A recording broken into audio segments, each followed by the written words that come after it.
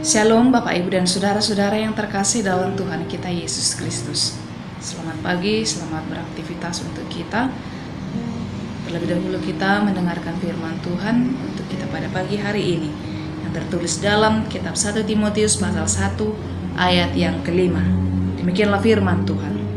Tujuan nasihat itu ialah kasih yang timbul dari hati yang suci, dari hati nurani yang murni, dan dari iman yang tulus ikhlas. Demikianlah firman Tuhan. Saudara-saudara yang terkasih dalam Tuhan Yesus Kristus, kita sadar betul bahwa kita memiliki keterbatasan di dalam kehidupan kita. Sebagai makhluk sosial, makhluk Tuhan yang paling sempurna diciptakan oleh Tuhan, kita merasakan dan menyadari adanya keterbatasan-keterbatasan yang tidak dapat kita lakukan di dalam hidup ini. Oleh sebab itu, Bapak Ibu Saudara-saudara, tentu kita membutuhkan pertolongan.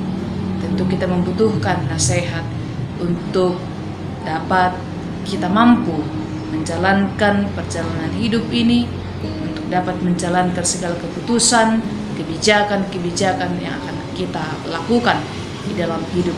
Terlebih juga untuk setiap perilaku-perilaku kehidupan kita. Bapak Ibu dan Saudara-saudara, tentu nasihat ini bertujuan untuk membetulkan, untuk memperbaharui kehidupan kita semakin jauh lebih baik. Tapi ada kalanya ada beberapa nasihat-nasihat yang tidak sejalan, yang tidak memiliki makna yang baik di dalam kehidupan kita. Itu sebabnya Allah memberikan hikmat kepada setiap orang untuk dapat menelaah, untuk dapat mempertimbangkan nasihat-nasihat, perkataan-perkataan yang hadir di dalam kehidupannya, apakah itu membangun, apakah itu untuk menjatuhkan dan lain sebagainya. Di situ kita melihat Bapak Ibu dan Saudara-saudara di dalam nats kita ini, nasihat ini datang dan diberikan kepada seseorang atau kepada siapapun. Tujuannya adalah untuk semakin memperbaharui, semakin baik ke depannya. Karena itu, kepada siapapun yang akan memberikan nasihat, pertolongan dan lain sebagainya, hendaklah sebagai ciptaan Tuhan, sebagai orang yang telah dikasihi Tuhan dan mengalami kasih karunia dan pertolongan Tuhan, maka nasihat itu lahir dari hati yang suci, lahir dari hati yang murni, karena memang tujuan daripada nasihat itu adalah untuk semakin membenarkan, untuk semakin memperbaharui, untuk semakin kita hidup di dalam perjalanan kehendak Tuhan.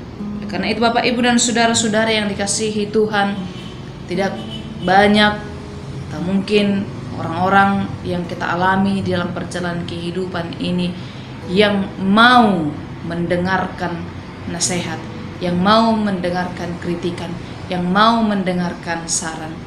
Karena itu Bapak Ibu dan Saudara-saudara, dalam kerendahan hati kita mengakui adanya keterbatasan dan ketidakmampuan kita menjalankan seluruh perjalanan kehidupan ini, baik dari karakter, baik dari pengambilan keputusan dan lain sebagainya.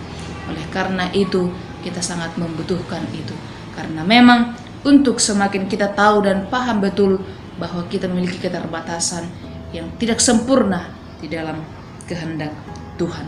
Oleh karena itu Bapak Ibu dan Saudara-saudara, kita juga harus waspada terhadap nasihat-nasihat yang mencelakakan kehidupan kita, yang mencelakakan perjalanan kehidupan kita dari si iblis, dari orang-orang yang tidak menyukai kita, dari orang-orang yang tidak menyukai adanya kebenaran dan juga kebaikan di dalam dunia ini.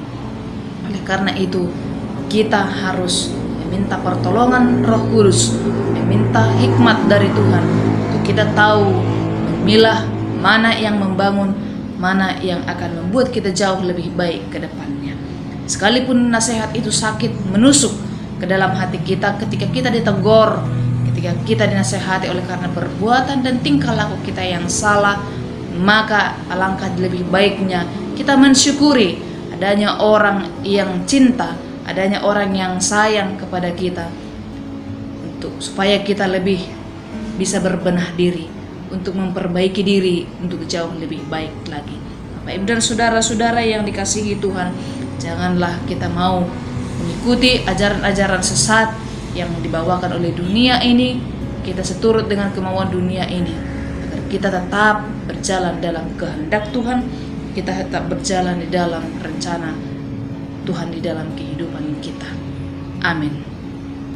Bapa kami Tuhan Allah yang bertahta dalam kerajaan surga, terima kasih Tuhan untuk firman-Mu pada pagi hari ini, telah menuntun kami untuk dapat melakukan segala kehendak-Mu dalam kehidupan kami. Untuk pada pagi hari ini Tuhan, kami telah mendengarkan sapaan firman-Mu.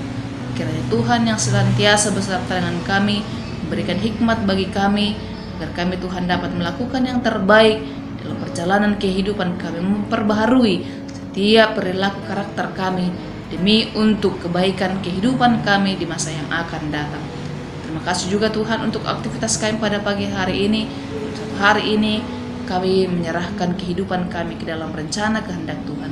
Dalam Yesus Kristus kami berdoa dan mengucap syukur. Amin.